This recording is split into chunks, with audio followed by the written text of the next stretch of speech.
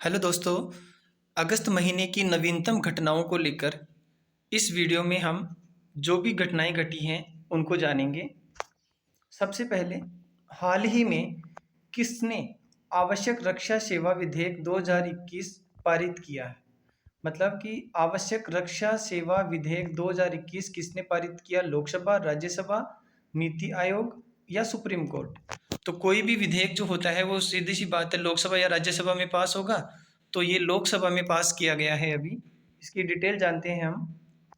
लोकसभा ने हाल ही में इकाइयों के निगमीकरण का विरोध करने के लिए सरकारी स्वामित्व वाली आयुध कारखानों के श्रमिकों को हड़ताल पर जाने से रोकने के लिए आवश्यक रक्षा सेवा विधेयक 2021 पारित कर दिया है। यह विधेयक आवश्यक रक्षा सेवाओं में लगे औद्योगिक प्रतिष्ठानों या इकाई में हड़ताल और तालाबंदी पर भी रोक लगाता है। नेक्स्ट क्वेश्चन जानते हैं हम। दूसरा क्वेश्चन है, भारतीय पुरुष हॉकी टीम ने हाल ही में इतिहास रचते हुए कितने वर्ष बाद ओलंपिक में मेडल जीता है? तो ये हम जीता है 41 वर्ष के बाद। डिटेल जानते हैं।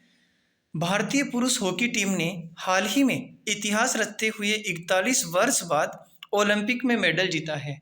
पुरुष हॉकी टीम ने जर्मनी को मैच में 5-4 से हराकर ब्रॉन्ज मेडल अपने नाम किया। इससे पहले आखिरी बार हॉकी में टीम इंडिया ने 1980 में ओलंपिक मेडल जीता था। इससे पहले भारतीय टीम ने साल 1968 और 1972 में ब्रॉन्ज मेडल जीता था। नेक्स्ट क्वेश्चन देखते हैं। उससे पहले आपको बता दें, अगर आप चैनल पर नए हैं तो प्लीज़ चैनल को सब्सक्राइब कर लीजिए, जिससे और नए वीडियो के बारे में आपको जानकारी मिलती रहे। नेक्स्ट क्वेश्चन है, कैबिनेट ने हाल ही में स्कूली शिक्षा के लिए किस योजना को 1 अप्रैल 2021 से 31 मार्च 2026 तक जारी रखने की मंजूरी दे दी है? दोबारा समझिए, 1 अप्रैल 2021 से 31 मार्च 2026 तक जारी रखने की मंजूरी दी है। और वो क्या है? सीधी सी बात है, सर्व शिक्षा अभियान, जिज्ञासा योजना, समग्र शिक्षा योजना, शिक्षा विकास योजना। तो इसका आंसर होगा समग्र शिक्षा योजना। जानते हैं इसके बारे में डिटेल। आर्थिक मामलों की मंत्रिमंडलीय समिति ने हाल ही में संशोधित समग्र शिक्षा योजना को 5 वर्षों की अवधि के लिए 1 अप्रैल 2021 से 31 मार्च 2026 तक जारी रखने की मंजूरी दे दी है, जिसमें कुल वित्तीय परिव्यय 2,94,283 रुपए होना है। अगला क्वेश्चन है, केंद्र सरकार ने राजीव गांधी खेल रत्न पुरस्कार का नाम बदलकर किसके नाम पर रखने की घोषणा की है? तो ये रखी है मेजर ध्यानचंद। यानी केंद्र सरकार ने हाल ही में राजीव गांधी खेल रत्न पुरस्कार का नाम बदलकर हॉकी के जादूगर कहे जाने वाले मेजर ध्यानचंद ने के नाम पर रखने का फैसला किया है। खेल रत्न सम्मान के तहत 25 लाख रुपए नगद पुरस्कार दिया जाता है। मेजर ध्यानचंद ने अपने आखिरी ओलंपिक बर्लिन 1936 में कुल 13 गोल दागे थे। तो इनके नाम पर राजीव गांधी खेल रत्न पुरस्कार का नाम बदलकर अब रख दिया है मेजर ध्यानचंद खेल रत्न पुरस्कार। अगला है, टोक्यो ओलंपिक 2020 में किस भारतीय खिलाड़ी ने 13 साल बाद भारत के लिए गोल्ड मेडल जीता है? तो भारत के लिए गोल्ड मेडल जीतने वाले हैं नीरज चोपड़ा। टोक्यो ओलंपिक 2020 में पुरुषों की जेवेलियन थ्रो के फाइनल में नीरज चोपड़ा ने 87.58 मीटर के स्कोर के करने टॉप स्थान हासिल करते हुए भारत के लिए 13 वर्ष बाद गोल्ड मेडल जीता है। उन्होंने 121 साल के इतिहास में पहली बार ट्रैक एंड फील्ड में भारत को गोल्ड मेडल दिलाया है। वे इस फील्ड में गोल्ड जीतने वाले पहले व्यक्तिगत इवेंट में गोल्ड मेडल जीतने वाले दूसरे भारतीय खिलाड़ी हैं। अगला प्रश्न है, प्रधानमंत्री नरेंद्र मोदी वीडियो कॉन्फ्रेंसिंग के जरिए 10 अगस्त को किस राज्य में उज्ज्वला योजना 2.0 लॉन्च करेंगे? तो ये है उत्तर प्रदेश। उत्तर प्रदेश प्रधानमंत्री नरेंद्र मोदी वीडियो कॉन्फ्रेंसिंग के जरिए 10 अगस्त को उत्तर प्रदेश के महोबा जिले में नए एलपीजी कनेक्शन सौंपकर उज्ज्वला 2.0 लॉन्च करेंगे। इस योजना के लाभार्थियों को बिना किसी डिपॉजिट फीस के एलपीजी कनेक्शन मिलेगा। इस योजना का लाभ लेने के लिए प्रवासियों को राशन कार्ड और एड्रेस प्रूफ जमा करने की जरूरत नहीं होगी। अगला प्रश्न है, हाल ही में लोकसभा में संविधान का कौन सा संशोधन बिल पेश किया गया? तो अभी किया गया है 127वां। ये क्या है? हाल ही में लोकसभा में संविधान का 127वां संशोधन बिल पेश किया गया।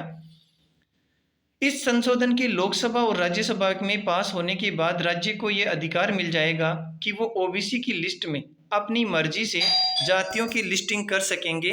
अब लोकसभा के बाद राज्यसभा में बिल पास होने के बाद इसे राष्ट्रपति से मंजूरी मिलना बाकी है। अगला प्रश्न देखते हैं, निम्न में से किस राज्य सरकार ने काकोरी कांड का नाम बदलकर काकोरी ट्रेन एक्शन कर दिया? तो किसने किया है? उत्तर प्रदेश सरकार ने। उत्तर प्रदेश सरकार ने हाल ही में काकोरी कांड का नाम बदलकर काकोरी ट्रेन एक्शन कर दिया।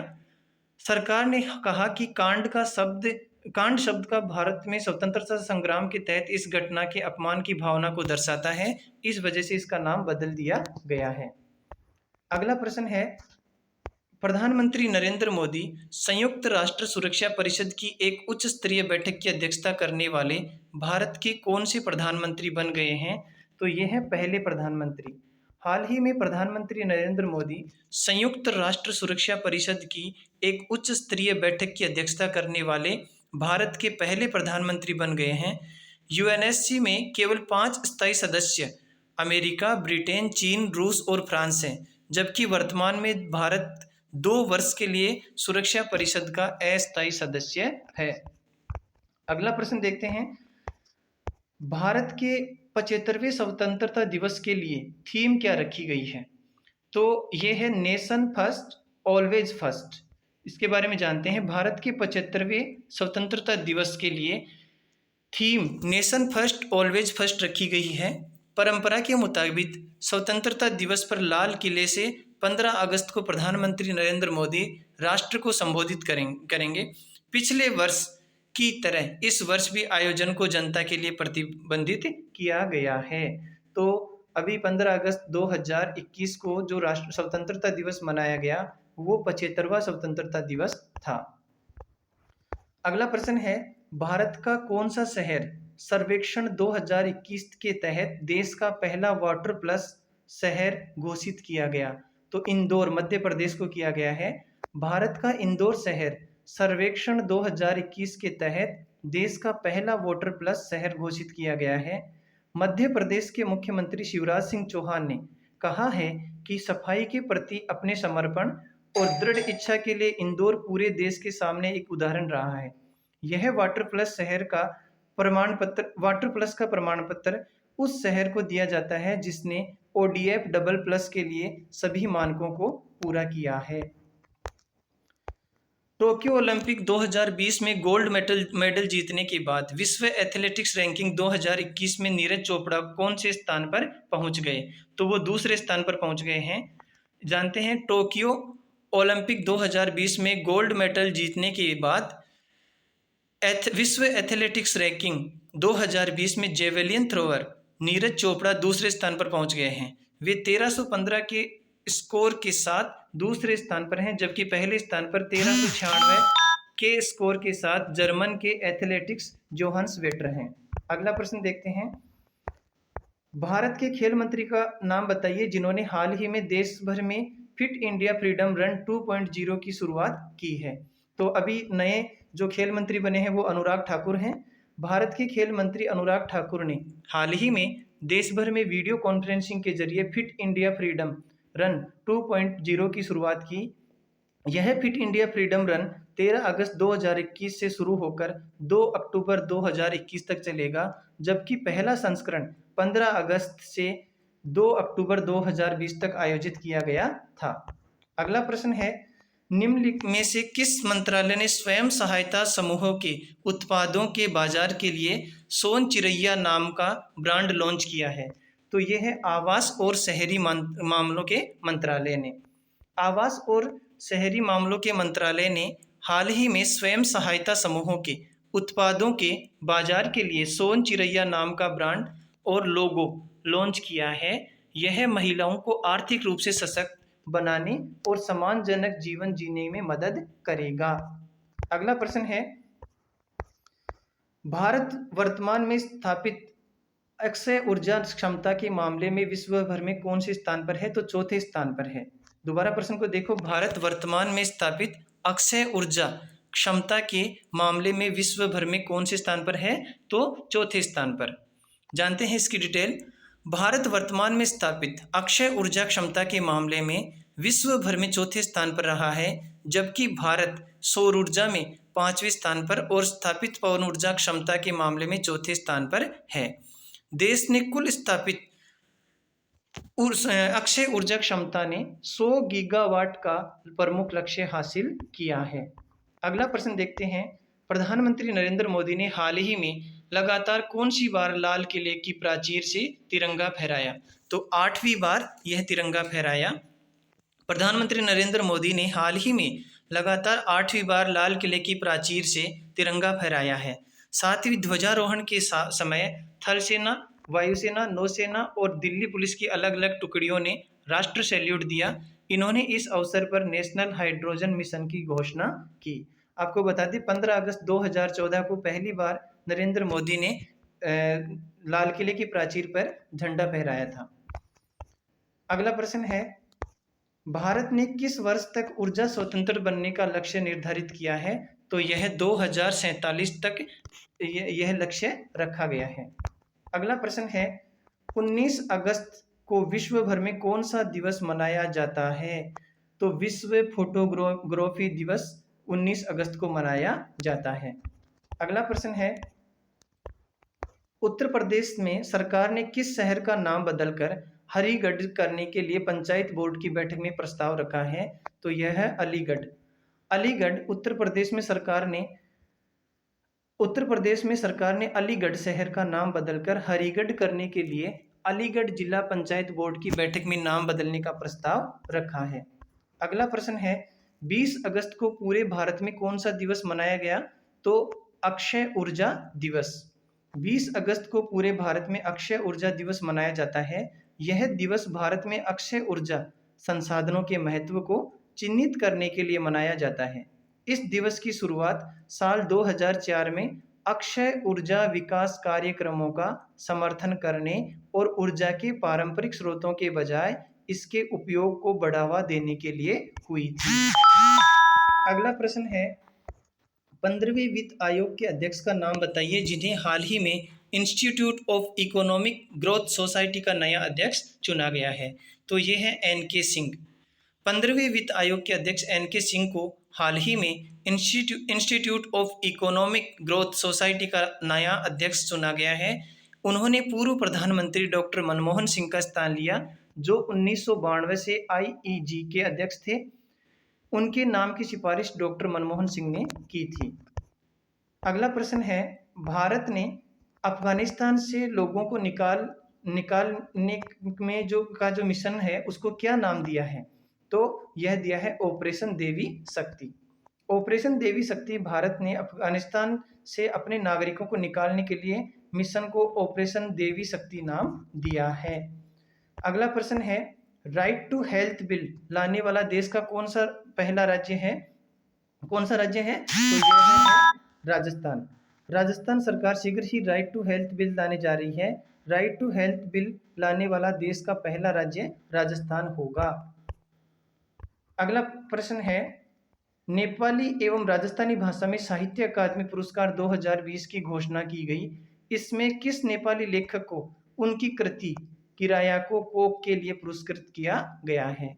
तो ये है शंकरदेव ढकाल। नेपाली एवं राजस्थानी भाषा में साहित्य अकादमी पुरस्कार 2020 की घोषणा की गई।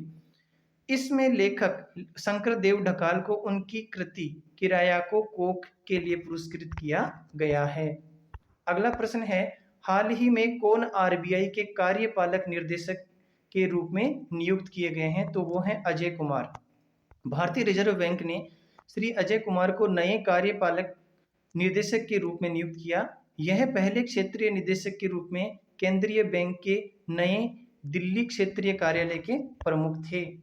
अगला प्रश्न है, प्रधानमंत्री नरेंद्र मोदी ने हाल ही में डिजिटल भुगतान समाधान को बढ़ावा देने के लिए कौन सा इलेक्ट्रॉनिक वाउचर लॉन्च किया? तो ये किया है ई-रूपी। प्रधानमंत्री नरेंद्र मोदी ने हाल ही में देश में डिजिटल भुगतान समाधान को बढ़ावा देने के लिए एक इलेक्ट्रॉनिक वाउचर ई-रूपी लॉन्च किया है। इस ई-रूपी का उपयोग केवल सरकार द्वारा बल्कि न केवल सरकार द्वारा बल्कि किसी भी ऐसे गैर सरकारी संगठन द्वारा उपयोग किया जा सकता है। यह ई-रूपी के डिजिटल भुगतान के लिए एक प्रीपेड, कैशलेस और संपर्क रहित समाधान है। अगला प्रश्न है, भारतीय नौसेना और किस नौसेना के बीच हाल ही में इंद्र नौसेना अभ्यास का 12वां संस्करण आयोजित किया गया? तो रूसी नौसेना। भारतीय नौसेना और रूसी नौसेना के बीच हाल ही में इंद्र नौसेना अभ्यास का 12वां संस्करण आयोजित किया गया है। यह एक द्विवार्षिक द्विपक्षीय समुद्री अभ्यास है जिसका आयोजन बाल्टिक सागर में किया गया। इस नौसेना अभ्यास का उद्देश्य दोनों देशों की नौसेनाओं के बीच दीर्घकालिक रणनीतिक संबंधों को और मजबूत करना है। तो ये आज के कुछ अगस्त महीने के करंट जीके के प्रश्न थे। तो इस वीडियो को सब्सक्राइब और कर लीजिए, जिससे आगे भी आपको नए वीडियो की जानकारी मिलती रहे। धन्यवाद।